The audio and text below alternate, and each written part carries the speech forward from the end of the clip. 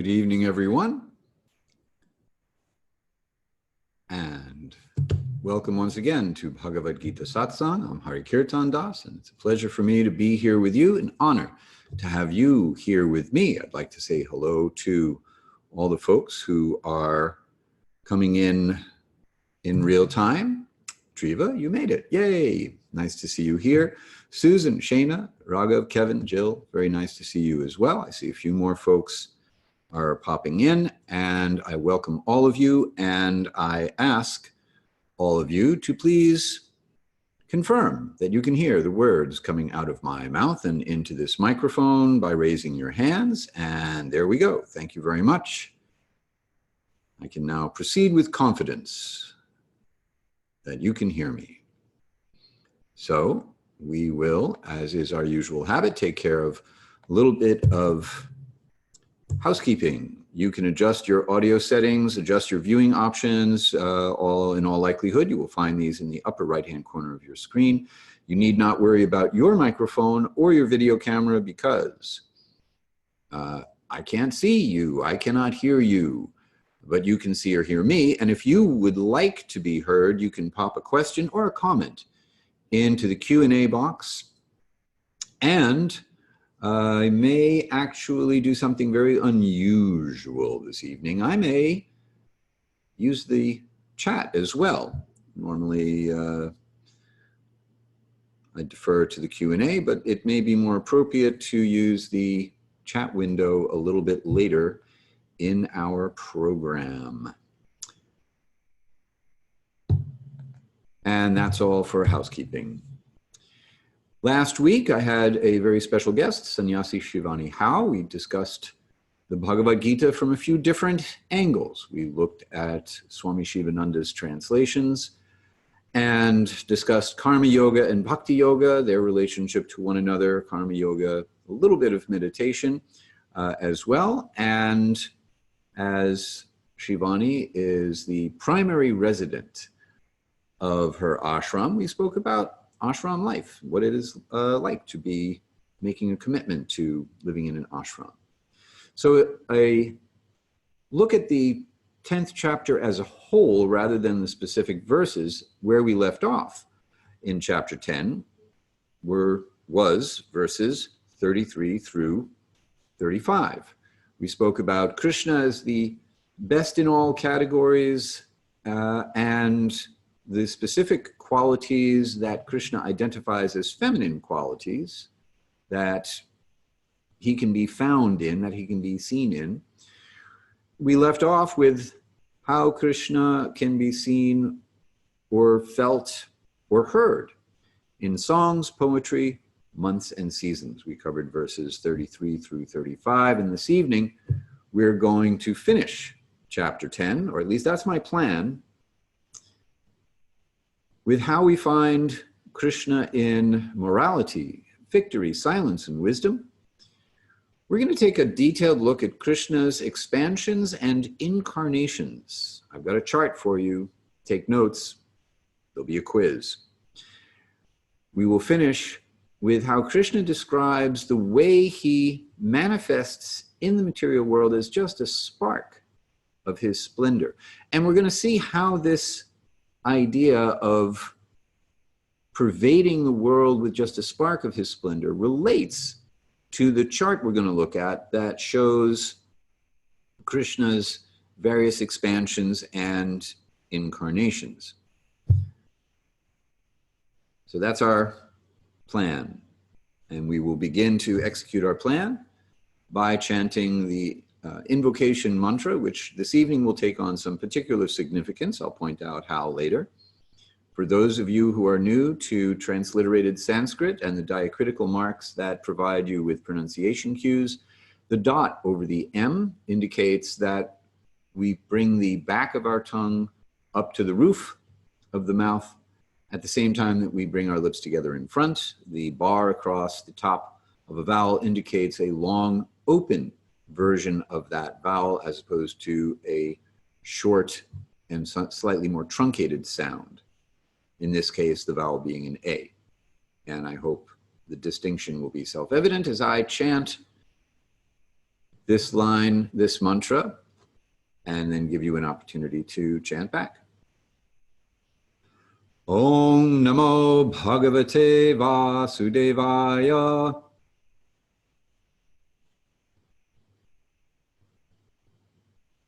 Om Namo Bhagavate Vasudevaya.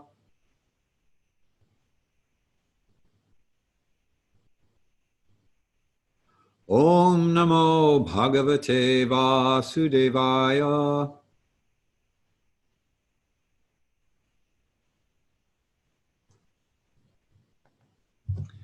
The translation. I offer my respects to the Supreme Person, the Son of Vasudeva, who is the all-pervading transcendence.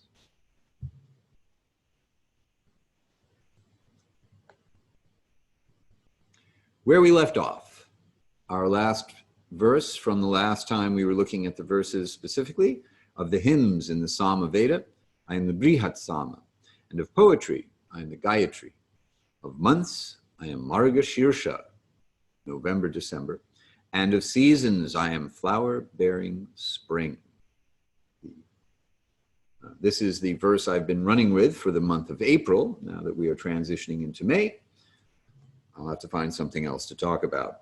Let's talk just a little bit about this verse, for starters. The Sama Veda is the portion of the Vedas where hymns are found, songs, beautiful songs. And one of these songs, the Brihat Sama, Brihat means big or great, has a particularly exquisite melody and is meant to be sung at midnight. The Gayatri Mantra is especially meant for God realization and therefore represents the Supreme Person. And I spoke a little bit about how this mantra is actually meant to be chanted after one has acquired a little bit of spiritual advancement, or that is to say, after one has made some headway into elevating their consciousness into the mode of goodness. And we spoke briefly about these three qualities of material nature, that is to say, goodness, passion, and ignorance. Goodness being pure and illuminating, characterized by knowledge and the desire for knowledge just for the sake of knowledge, rather than for some utilization in pursuit of an ulterior motive. Clarity of thought, equanimity, detachment, compassionate detachment are all attributes of the mode of goodness. And when one, by the practice of sadhana, by spiritual practice, one begins to rise above the modes of passion and ignorance, which are characterized by attachment, hankering, intense endeavor and attachment to the results of one's endeavor, delusional thinking, insanity, apathy, illusion, foolishness. When we begin to elevate consciousness above these lower modes and find ourselves situated in the mode of goodness, then the Gayatri Mantra is actually effective. And usually in the yoga tradition, one relies on the judgment of one's teacher or one's guru to let one know when one has arrived at a point where chanting the Gayatri Mantra will be particularly effective. As far as months go, this is the harvest month. So November, December in the Vedic calendar, which actually has more month combinations. It's a lunar calendar. So in the Indian subcontinent, the harvest months would obviously come later than, say, the harvest months here. But the idea is that Krishna is seen in the time of year when we reap what we have sown. And the most joyful season is the springtime, the coming into being, the reawakening of life, the beauty of flowers, the aroma, when bees show back up, etc. So I'm going to go now through verse 36 through 42, just reading the translations first, and then we will come back and look at each verse in detail with commentary. So beginning with verse 36, Krishna continues, I am also the gambling of cheats. And of the splendid, I am the splendor. I am victory, I am adventure, and I am the strength of the strong. Verse 37. Of descendants of Vrishni, I am Vasudev, and of the Pandavas, I am Arjuna.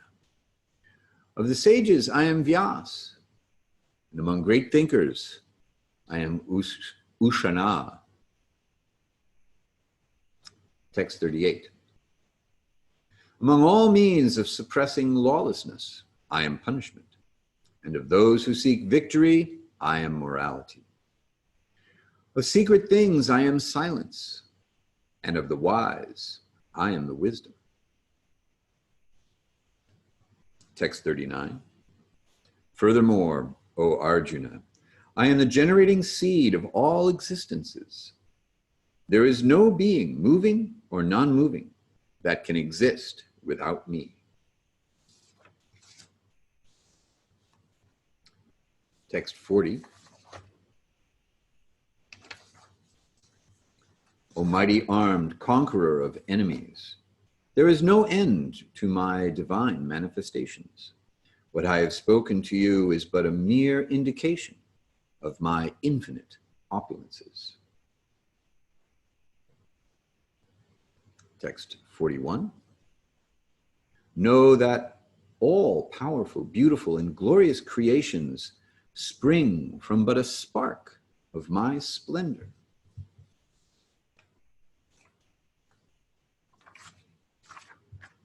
Text 42. But what need is there, Arjuna, for all this detailed knowledge? With a single fragment of myself, I pervade and support this entire universe. And that takes us to the conclusion of the chapter. So now we'll go back and look at each of these translations and some commentary on them. These translations are translations from A.C. Bhaktivedanta Swami Prabhupada's translation of Bhagavad-gita as it is. And next week I will resume using my own translations for the Bhagavad-gita, taken from a combination of a wide variety of translations. So, beginning with verse 36, once again, I am also the gambling of cheats, and of the splendid I am the splendor. I am victory, I am adventure, and I am the strength of the strong. So we begin with gambling. Gambling is an invitation to cheaters. And it is something that is attractive to the cheating propensity. So one who is interested in cheating will be interested in gambling. One who is interested in gambling may be attracted to the temptation of cheating, gaining an extra edge under the table, card up the sleeve, etc. Now, here's an interesting thought. Speculative investing, otherwise known as the stock market, is a form of gambling. You're taking your money and you're placing your bet on a company's performance or the value of a particular product in the market. And hence, financial markets are filled with cheaters. What a surprise!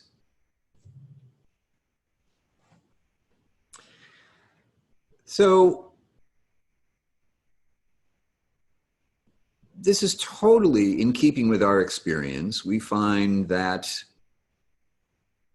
banks and financial institutions are routinely fined for all manner of wrongdoing, and that's just the stuff they get caught doing. And because most of the people who are providing oversight are also getting big political donations from these same people, the fines dwarf the profits that such places make from their cheating. So here's the good news. You can see Krishna here. Even cheating and gambling can be associated with Krishna. This does not mean that Krishna is advocating gambling. On the contrary, not gambling, to say nothing of cheating, is a regulative principle that we find contained in the yamas and niyamas. So, no speculation. This is actually, in a sense, part of svadhyaya, or guided study of the true nature of the self, which is to say, no speculation. We accept three different sources of knowledge as authoritative. First being yoga wisdom texts or scripture. The second being one's guru or teacher. And the third being sages of the past, that is to say, exemplary yogis. And in order to determine or to confirm that something is true or authoritative, all three of these things have to line up. That is to say, this is the yogic system of checks and balances. If you have a guru and your guru says X, and the guru backs it up with an authoritative scriptural reference, and you read for yourself that it's in this same wisdom text, and you hear of examples of sages who either lived in harmony or in accordance with this particular teaching, or even commented in some book of yoga wisdom to the same effect. All right, now it's verified. That's your system of checks and balances, as opposed to making up your own meaning or thinking it might mean this, it might mean that, it might mean the other thing. There's a difference between mental speculation and philosophical speculation. Mental speculation is you make up your own stuff, or you accept someone who just makes up their own stuff because they think they're smart enough as an authority. Whereas philosophical speculation is you hear from an authoritative source of knowledge, and then you may not understand how it's true right away. So you try to understand, how is this true? What is the appropriate application of this particular knowledge? Or how do I need to look at this in such ways to understand the truth of it? So that's philosophical speculation. If Krishna chooses to deceive someone, and he might, then no one can surpass him in his deceit. He is the most excellent of cheaters. And usually in the material world, those who engage in cheating end up being cheated by Krishna's own material energy. Whatever is splendid about anything, Krishna is the splendorousness of it, the aspect of a splendid thing that is splendid. That's also where you see Krishna. Victory, Krishna is victory. So the ultimate goal of competition is victory. And therefore this victory can be seen as Krishna. So when we see someone who is victorious,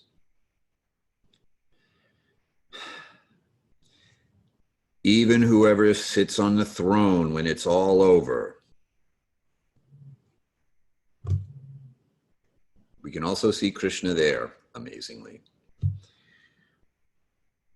I suggest waiting until the very end and then just seeing Krishna at the very end, okay? Every episode that leads up to that, not the most purifying. You won't be chanting the Gayatri mantra anytime soon if you fill your mind with impressions from Game of Thrones. Just saying. purpose of going on an adventure is to experience adventure. You go someplace new. You take some risk. That excitement of adventure, that's also Krishna. And the essence of a strong person is their strength, their essential characteristics. So therefore, when you see someone who is particularly strong, you can say, oh, look, there's Krishna present in this person in the form of their strength. The idea here is that you should be able to look anywhere and see anything and see Krishna there. Because Krishna is omnipresent,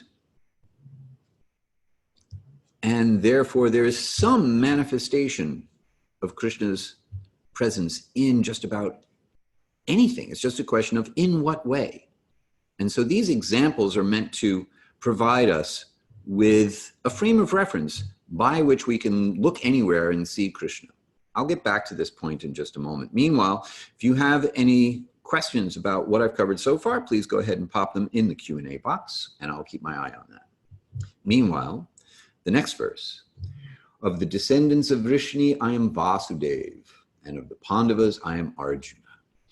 So Krishna and Arjuna are both actually part of the same dynasty that, if you look at a genealogical chart of all the characters in the Mahabharata, that the story within which the Bhagavad-gita is contained, then you will find this lineage.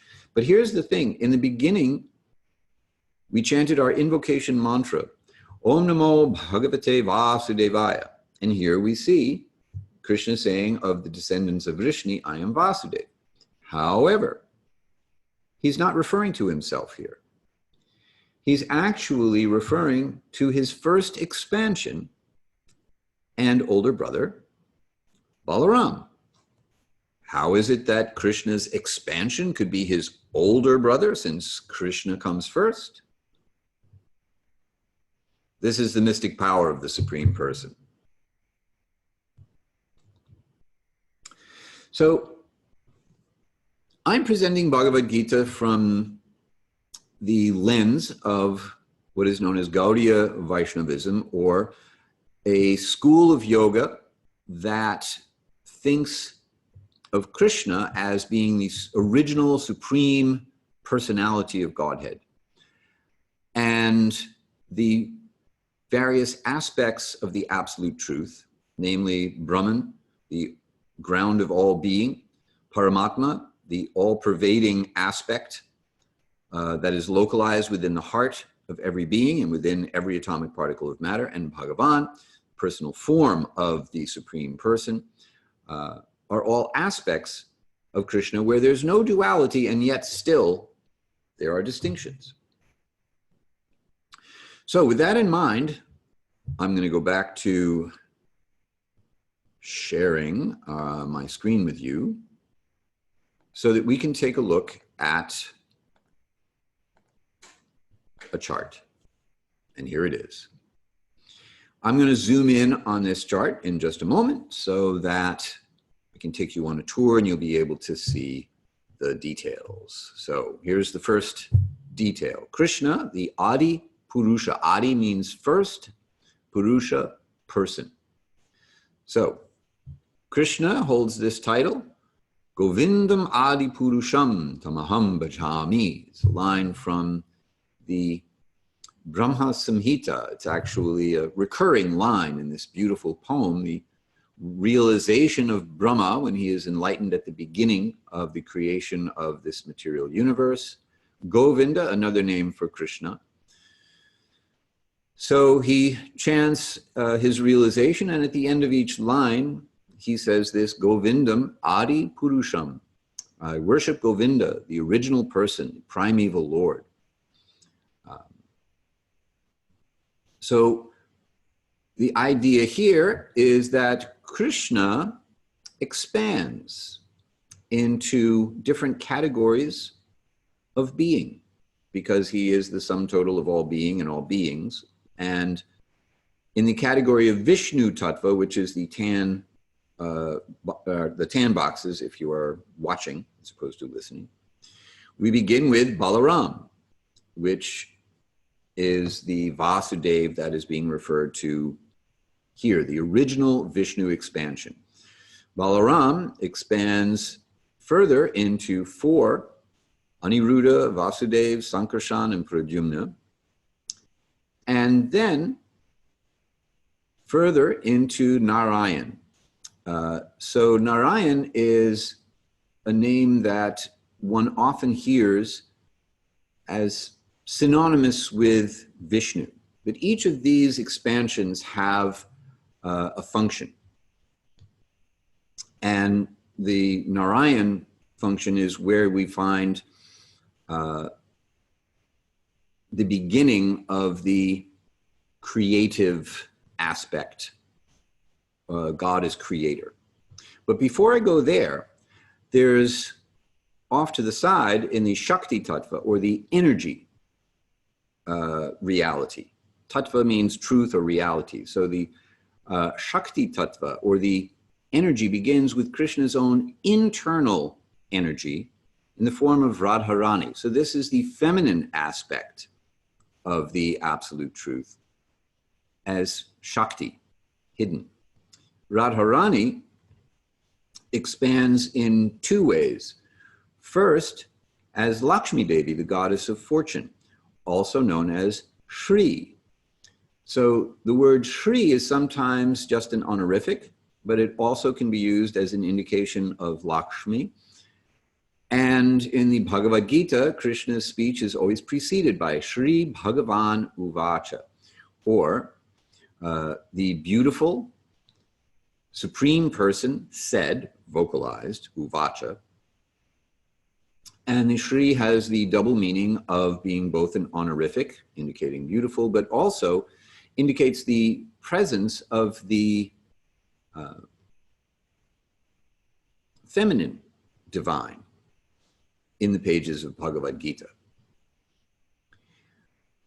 Lakshmi Devi expands to Mahamaya, the illusory energy. Radharani expands into Durga Devi, and it is Durga Devi who is the Shakti of material creation. And now we can come back to the other side of the chart. We have yet another quadruple expansion of Aniruddha, Vasudeva, Maha, Sankarshan, and Pradyumna.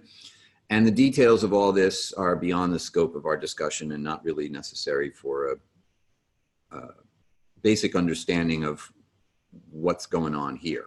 That is to say, what we are concerned with.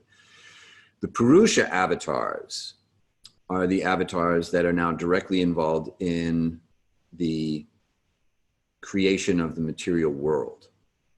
So Karanadakshayi Vishnu, or Mahavishnu, is the great form of Vishnu from whom all of the material universes are emanating. He glances in the direction of Durga Devi, Shakti Devi, the material energy, and from that glance, all the jivas, atmas, you and I, all the living beings enter into the material world, and the shadow of the glow of that glance is Shiva. So it is Shiva who comes in direct contact with Durga, which makes sense.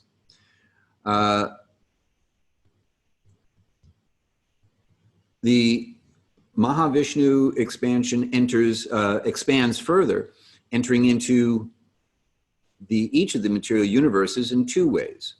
The first way is as Garbhadakshayi Vishnu, or the Vishnu who gives birth to Brahma, the first created being, who then is enlightened with the knowledge of how to manufacture the universe. And as Kshirodakshayi Vishnu, the Param Atma, the supreme person within the heart of all beings.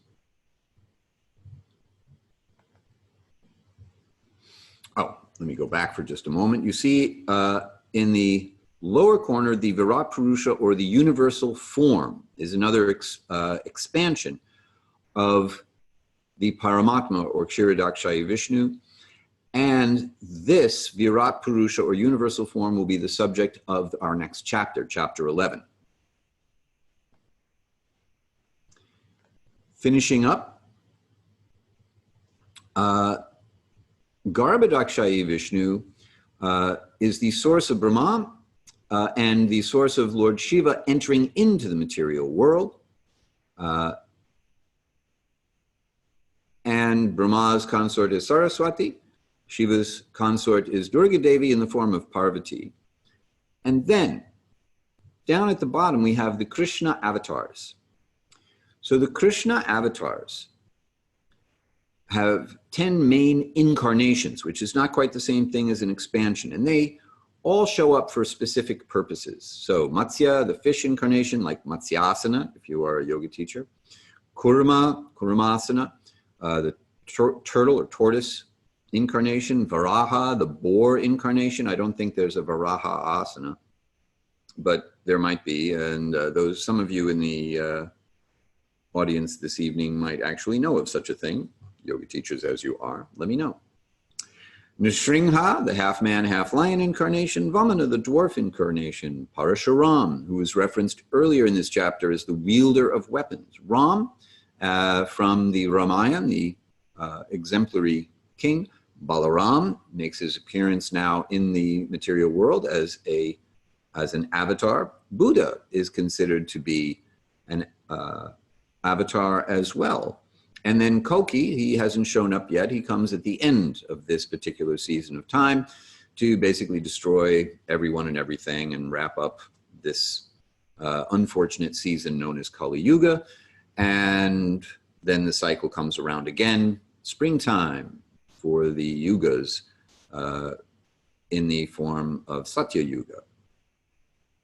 There are also all kinds of other Leela avatars, avatars for different periods of time, different empowered incarnations, a particular jiva or atma who is specially empowered by Krishna to do something, such as Vyasadeva, considered to be the literary incarnation of Krishna.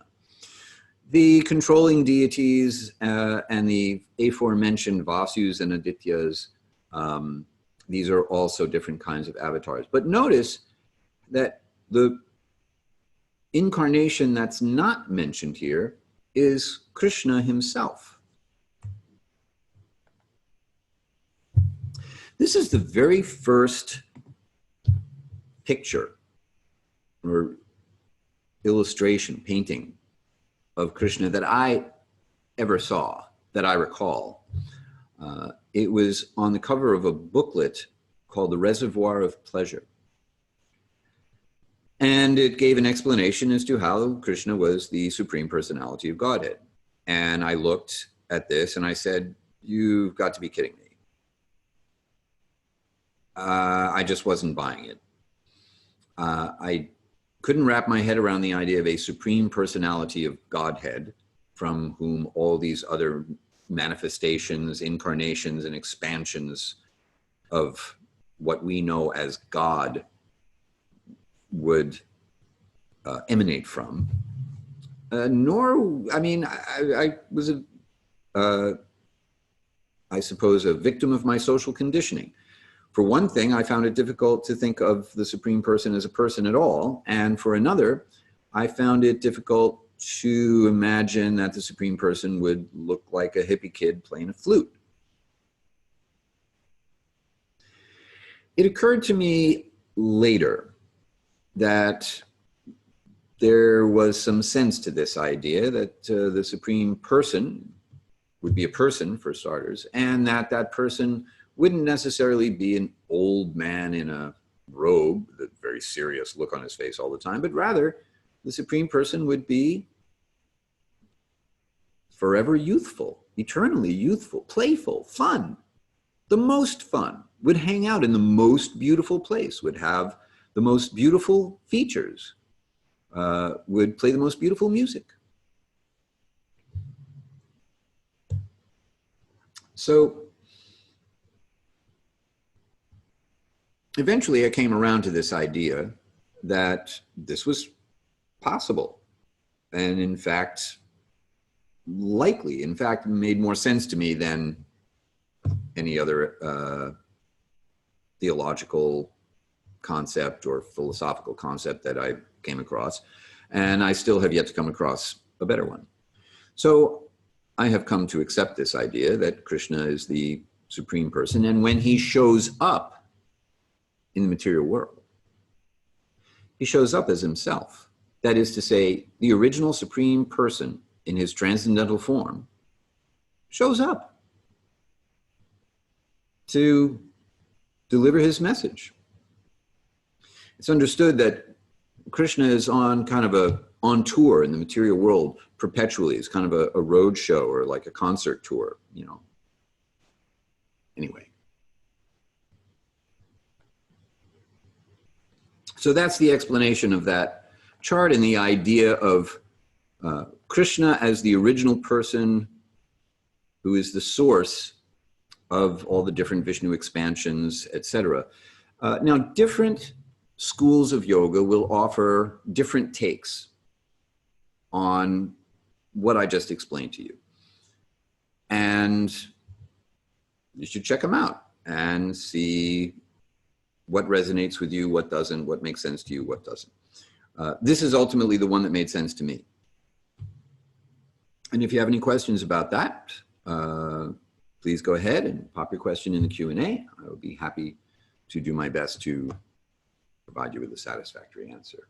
Meanwhile, back to our verse, we left off with, of Pandavas, I am Arjuna. So Arjuna is considered to be the best among men, and certainly the best of the Pandavas. So therefore, Arjuna himself is considered to be a representation of Krishna. Of sages, I am Vyas. So the aforementioned Vyasadeva, the literary incarnation of Krishna, he is the sage who compiled all the Vedic knowledge, according to the Vedic tradition, into literature for the sake of us, basically, the inhabitants of this material world during this period of time known as Kali Yuga, the iron age of quarrel and hypocrisy, when people cannot remember squat and therefore need things written down. Writing thence is a sign of decay of human civilization as opposed to a symptom of advancement. Ushana is another name for Shukracharya. See, that clears that up, right? Shukracharya is the spiritual master of the Daityas, demons. Previously in this chapter of Daityas, I am Prahlad. Prahlad takes birth in a demonic family. He is the son of Hiranyakashipu, one of the greatest of demons, and Krishna says of this particular clan of demons, I am Prahlad, because he is the most elevated of them as the devotee of Lord Nrsimhadev.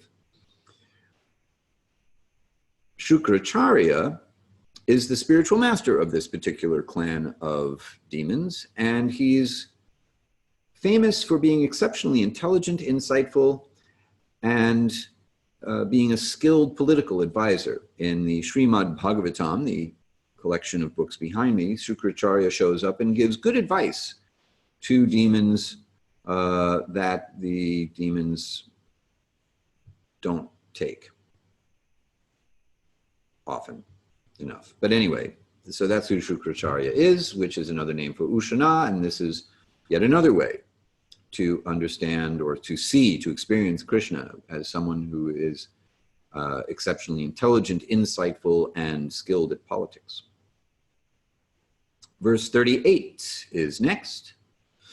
Among all means of suppressing lawlessness, I am punishment, and of those who seek victory, I am morality.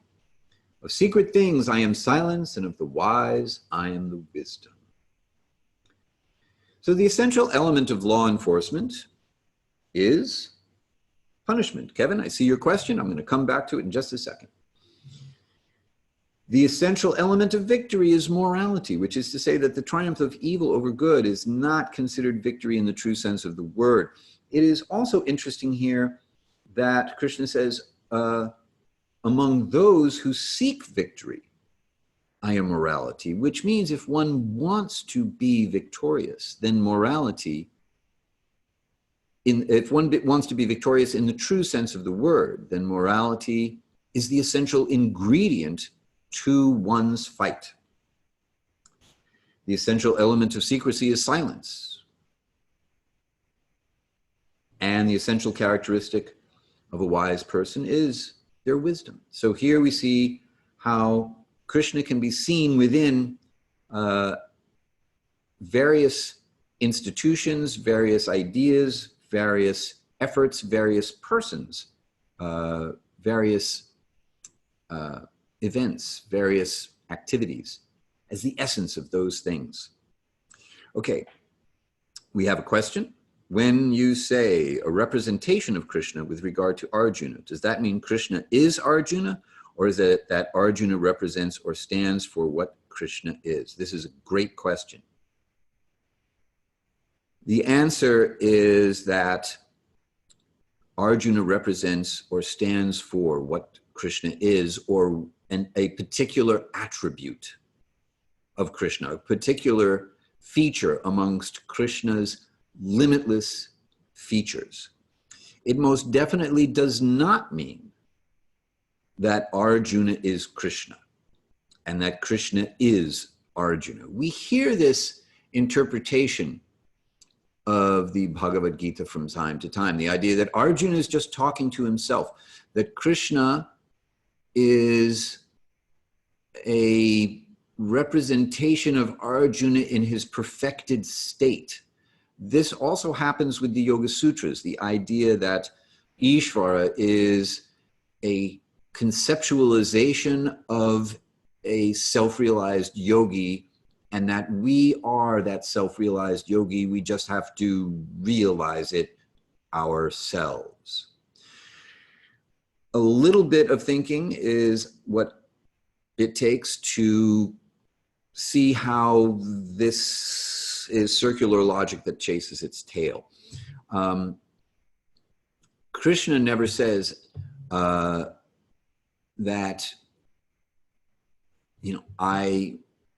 that this thing is me. He never puts it in reverse.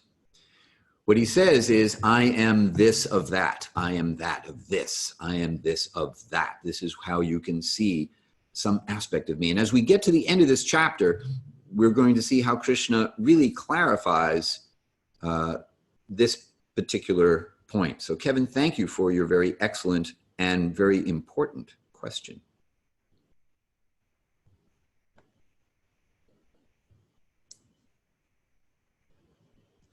Text 39. Furthermore, O Arjuna, I am the generating seed of all existences. There is no being, moving or non-moving, that can exist without me. So here is where we're going to start to see the elaboration on this point. It is not that Krishna it's not that Krishna says, all beings are me. Rather, he says, they're dependent. All beings are dependent. They cannot exist without me. So, sometimes we hear the question, does God exist? For me, at least, existence itself is the self-evident proof of the existence of God. Without God, nothing would exist. And the logic of a world that comes into being without any cause or without any purpose does not, at least for me, hold up to any reasonable philosophical scrutiny. So I consider existence itself, I used to ask myself, why does anything exist at all? Well, existence exists because the Supreme Being exists. If we think of the Supreme Person as the sum total of all being, the sum of all beings, and the source of all being and all beings, then we can understand that in one sense, Krishna is not different from existence itself. That's, or to put it another way, reality itself is a person who is self-aware and supremely self-aware, by which I mean aware of everything, everywhere, all the time. There's nothing that the Supreme Person is not aware of, past, present, or future. And I'm certainly not aware of, I'm hardly aware of anything past, present, or future. I can't remember what happened yesterday. I don't remember what happened last week. I don't know how many hairs there are on my head. I can't balance a checkbook. So this is how I know that I'm not Krishna. And I can understand that I'm a contingent being. Our existence is contingent on the existence of the Supreme Person, whereas the Supreme Person's existence is not contingent on anything.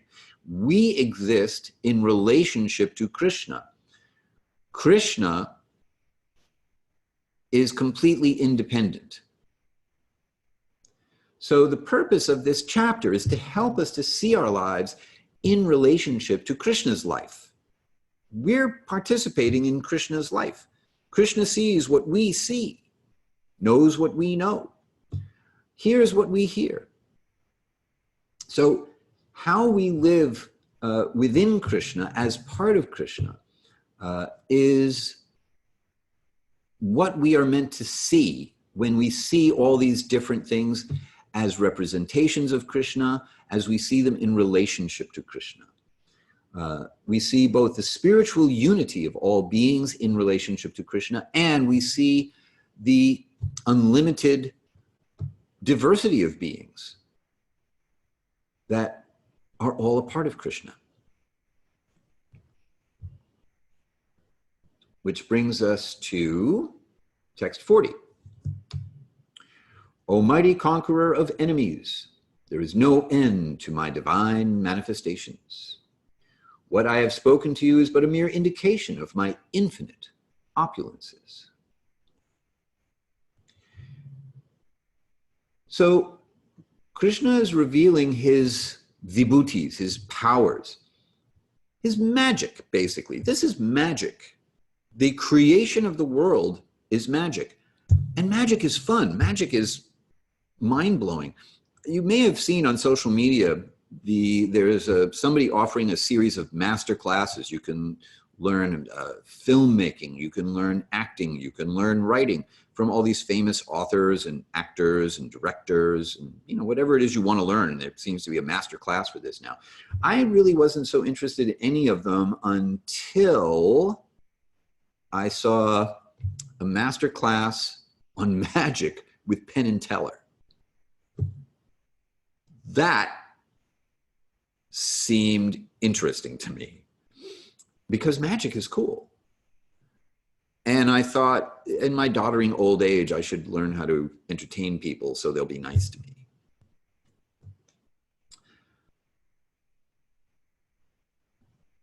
We'll continue on this thread of Krishna's magic in just a moment. So the key thing here is that Krishna's magic is infinite. It's without end.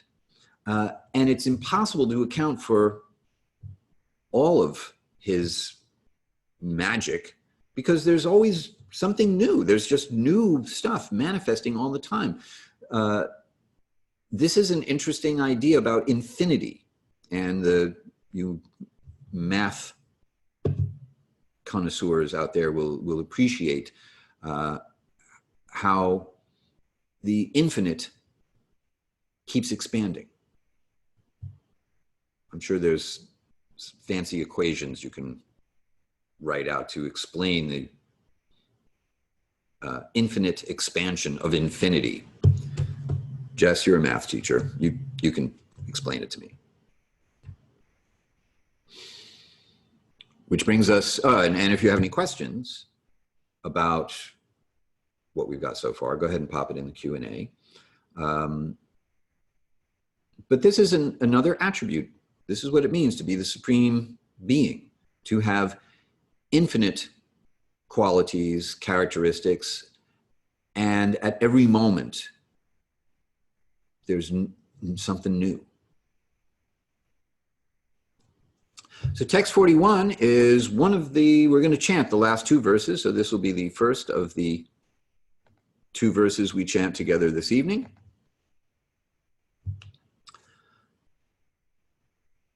I will chant each line. You chant back.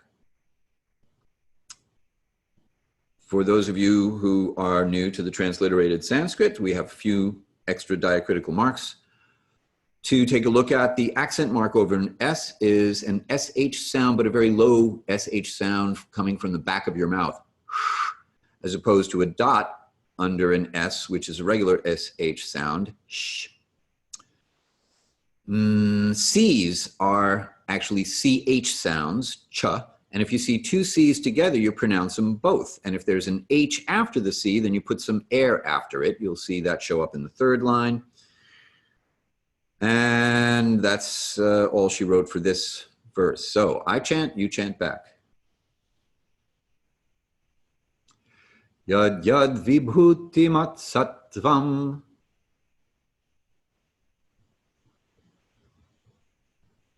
Shrimad urjitam eva va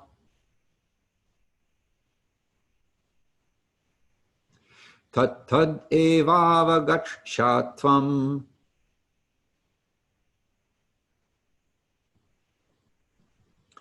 mamate jomsha sambhavam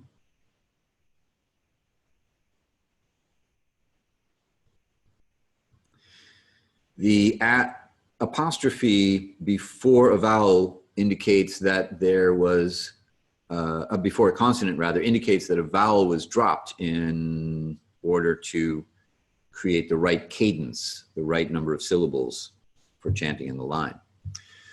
So, the translation, know that all powerful, beautiful, and glorious creations spring from but a spark of my splendor. So these are all examples here in the 10th chapter of how Krishna's magic manifests in the world, and he does it with just a little sliver of his power. So the most amazing, mind-blowing thing, just a tiny indication. This is hardly a conclusive list. Now here's the thing. This is how magic is the way you connect with a magician. That's kind of their medium, their intermediary thing. So this is about how we connect the ultimate magic to the ultimate magician. It's not how the magician is the magic, because there's a difference between the magician who's performing the magic and the magic itself. So this chapter is about the magic coming from the magician and how we can see the magic of the world and then connect the magic of the world to the magician who's making the magic happen. So here's something, if you would like to do this, open up the chat. I'm looking at the chat for a change. And rather than in the Q&A, and if you like,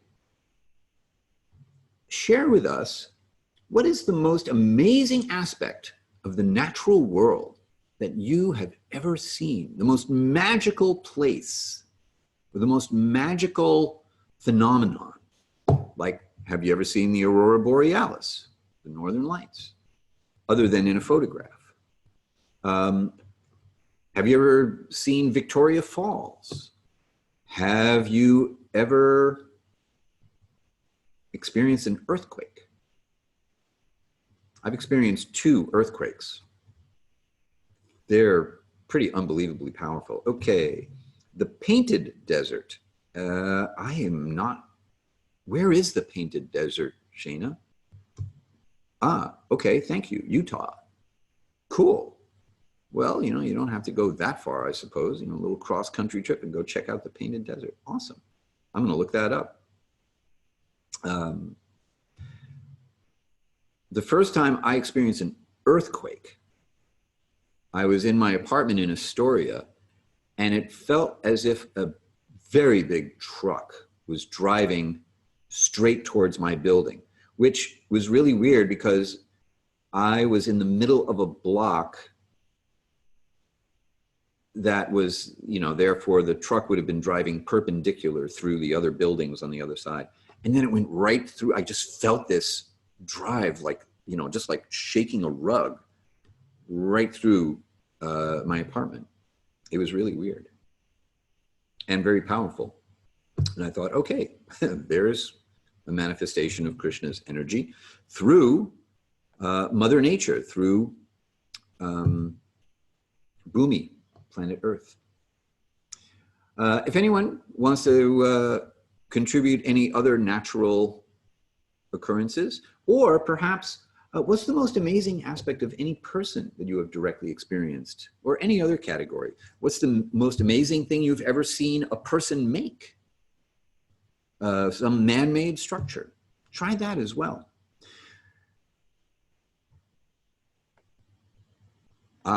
Glaciers. Mary has been, I've never seen a glacier. That sounds like a pretty far out thing. Jill, the ocean. Ever changing, ever powerful. Yes. I've been out in the ocean, and I actually find it extremely intimidating.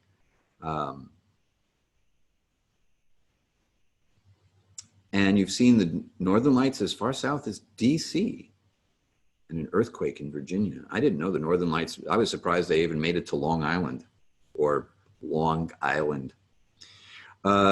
Mary's explanation for seeing glaciers. Mary lives in Alaska. It's very nice to know that you are joining us from Alaska, a place I've not been.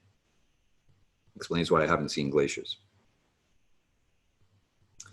All right. Let's get to our final verse for the evening as we are heading into the home stretch. And once again, I will chant each line, and you can chant back. A couple of extra notes on diacritics. A tilde over an N is a nya sound. After a J, it turns the J into a G sound. So instead of jnya, it would be gya. The dot under the S, I discussed, a regular SH sound. A dot under a T is a T that is pronounced further back, the tip of your tongue, ta, in the middle of the roof of your mouth, as opposed to behind your teeth, ta. The R is a hard R with a dot under it, r. And I think that covers us. So here we go. I chant, you chant back. Oh, there's no th sound in Sanskrit. The TH is a ta sound, as in, ta va bahunai tena.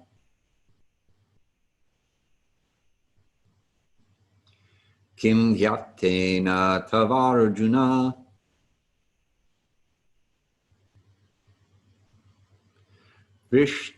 Vishtabhyaham idam kritshnam.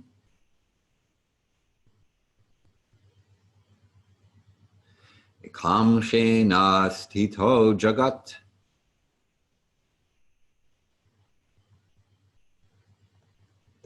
Translation, but what need is there, Arjuna, for all this detailed knowledge? With a single fragment of myself, I pervade and support this entire universe. So you may remember that earlier in the chapter, Arjuna specifically asked Krishna for the details. Tell me in detail. I never tire of hearing all the minutiae of your features, your qualities, names, forms, activities. Just tell me everything. And this was back in verse 16 of the 10th chapter. Please tell me in detail of your infinite divine powers and opulences through which you pervade and reside in these worlds. Not just the world, but these worlds. So here's the thing. Arjuna is already Krishna's devotee. He's already convinced at this point. We are in the portion of the Gita where Arjuna's doubts have been dispelled. Now he's asking faith-based questions and making faith-based requests of Krishna. And so Krishna says, all right, I'll tell you like the highlights. I'll give you the headlines, but it's not even possible to get into all the details. And here Krishna is saying that because you are already my devotee, you don't really need this level of detail. And here's how we know this. The Sanskrit word that shows up in this verse is a compound word. In the verse, it reads Tavarjuna. But the way Sanskrit works, sometimes you'll take one word with a vowel at the end and another word with the same vowel at the beginning, put them together, and that forms a compound word, which in this case makes the syllable count work out very nicely for the cadence that we chant these verses in. Tava means for you, Arjuna. So it's kind of specific here. He's not saying, nobody really needs to know the details about me. On the contrary, what we will see in the next chapter is how Arjuna kind of presses the point for the sake of others. But in this case, Tava means your, or for you. So for you, Arjuna, you being already my devotee, you don't really need this level of detail. In the commentary by Madhvacharya, we find the knowledge that has been revealed previously is for other aspirants and votaries in various levels of development, but the knowledge that is instructed subsequently hereafter will be exclusively for Arjuna in terms of a revelation that only Arjuna can see, and yet we get to be privy to this revelation. And that brings us to the conclusion of this chapter of Bhagavad-gita. Let me come back to my shared screen so I know what I'm doing. We have closed out the chapter with how we see and connect to Krishna through elements of morality, victory, silence, and wisdom. We've learned a bit about the concept of Krishna as the source of all expansions and incarnations. There is also a chapter called Krishna is the source of incarnations in another literature, the Srimad Bhagavatam. A spark of Krishna's splendor, and we covered verses 36 through 42. And before we continue with my request for any questions, I will address a question that we have. Jess was a little late and said, I haven't been to that many great places, but I'll say the stars that come out in the evening in New Vrindavan in particular were certainly a spark of Krishna's splendor. So Jess and a few other of you were with me. I did a retreat as part of my advanced yoga teacher training to a beautiful spiritual community in West Virginia called New Vrindavan. And we were far, far away from cities. We were off in Demdar Hills. And that's really nice once in a while, precisely because one can see the stars. On a clear night, you can see the Milky Way. And yeah, when we look at the night sky and see the glittering lights, then we can see, and then when we see the crown jewel of the moon in the sky, surrounded by the little jewels of the stars, then we understand the verse earlier in the chapter of stars. I am the moon, or amongst stars, I am the moon, heavenly planets. Thank you very much, Jess. If you have questions after the fact, if you are listening to this later or something comes up for you later, then please write to me at Hari-kirtana.com. Next week, we head into a new chapter, chapter 11, the Yoga of Divine Revelation, or the Yoga of Theophany, another fancy million-dollar word for this. Arjuna still wants the details. He's not dissuaded by Krishna's statement of, you really don't need to hear about all this stuff. And we get the criteria for claims of being God. So Arjuna is going to ask Krishna to show how he is God, and then Krishna will reveal to him his universal form. So if someone says that they are God, then you can say, great, show me your universal form. And if they can do it, okay, well, they're right. We will speak a little bit about the nature of the unlimited infinite, and we will cover verses 1 through 7 of the 11th chapter of Bhagavad-gita. And that wraps it up for this evening. Last call for questions. It was wonderful to see so many of you here this evening. Thank you very, very much for joining me. It's always a great pleasure for me and a great honor for me to be here with you on these evenings, and I very much appreciate your participation in these satsangs. I'm going to close it out, ending meeting for all. I thank you very, very much, and I look forward to seeing you all next time. Have a nice night.